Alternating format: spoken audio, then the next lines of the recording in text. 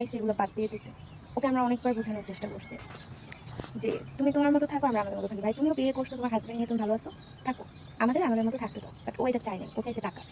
একটা মধ্যবিত্ত পরিবারে একটা মিডল ক্লাস ফ্যামিলিতে কয় টাকা ইনকাম হয় ভাই? কত টাকাই বা আছে? তার ১২ লাখ টাকা সে চাইবে আমাদের জীবনটা মুক্তি দিয়ে দিবে। এটা কে পারবে? আপনি কি চাইবেন? আপনার বিনা দোষে, বিনা কারণে আপনার কেউ ব্ল্যাকমেইল করে ১২ লাখ টাকা নিয়ে যাক। মান-সম্মান সব চলে গেছে। আমাদের কোনো মান-সম্মান বাইচা নাই। মানুষের কাছে অনেক অপমান হইতে হইছে, অনেক হেনস্থা হইতে হইছে। তবুও ও থামার কোনো নাম নেয়নি। ও চাইছে আমাদের জীবনটা এভাবে শেষ হয়ে যাক।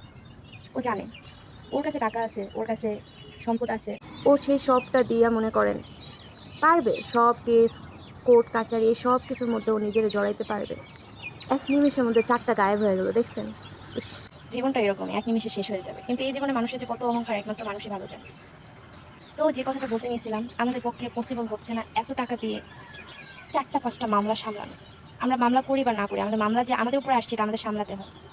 যদি না সামলাই নির্ঘাত জেল। এগুলো সামলানো খুব কষ্ট হয়ে যাচ্ছে। ও তো জেলে গেছে। ওর ইজ্জত নাই, সম্মান নাই।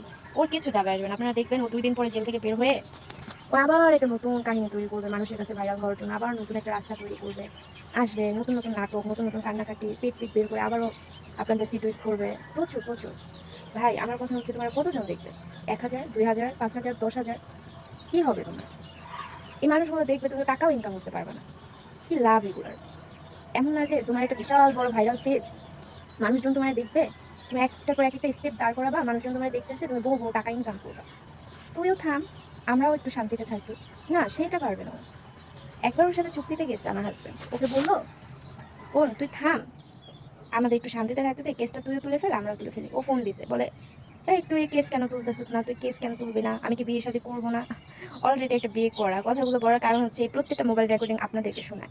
যার কারণে এরকম উল্টাপাল্টা কথা বলা। ওকে কে বিয়ে করবে? ওর হাসব্যান্ড বাহিরে থাকে, ওর হবু হাসব্যান্ড। আরে ভাই, তোমার জামাই আছে, তোমার আবার হবু হাসব্যান্ড আসবে কোথা থেকে? তোমার মানুষের কাছে বারবার বলো আমার হবু হাসব্যান্ড বাহিরে থাকে, ইতালি থাকে। তুমি কি মরবা না? এত মিথ্যার প্রশ্রয় কেন নাও ভাই? এত খারাপ কেন হও? তুমি তো একজন মানুষ। এত খারাপ কি কারণে হওয়ার দরকার তোমার?